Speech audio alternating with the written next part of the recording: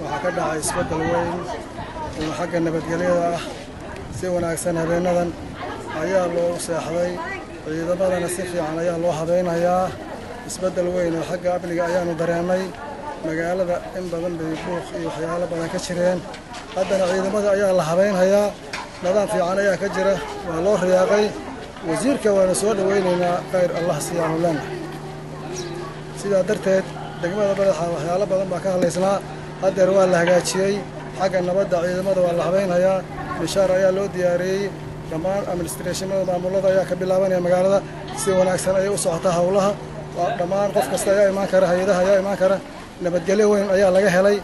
wasiirka khayr allah siya waxaanu leenahay aad iyo aad buu nabadgelyada ugu shaqeeyey waanu ku soo dhaweynaynaa waanu ku mahadinaynaa mahaddaas allah subxaanahu wa tacaala ayaa iskale degmada Balad-Xaawo nabadgelyo ayaa ka dilaacday si wanaagsan baanu u mahadinaynaa insha allah qof kasta oo Soomaali oo wax u qabanayna waxaan leenahay ku soo dhawaada degmada Balad-Xaawo hay'adaha waxaan leenahay dhammaan soo dhawaada dhammaan waxa jooga dhammaan xildhibaanadii gobolka dhammaan xildhibaanadii Jubbaland kuwa federaalka waxaan leenahay cid kasta oo wax u qabanaysa degmada nabadgelyo ayaa ka sugan waxaanu leenahay soo dhawaada gacmo furan waxa jooga wasiirka hoggaanka amniga si wanaagsan ayuuna ugu shaqeeyay xagga nabadgelyada odayaasha arrimaha bulshada dhammaan sidaa darteed waxaan leenahay soo dhaweyn wacan degmadii Balad-Xaawo tafadal ururka haweenka barwaaqo afhayeenkiisa Xayba Ismaaciil Cabdillaah la yidhaha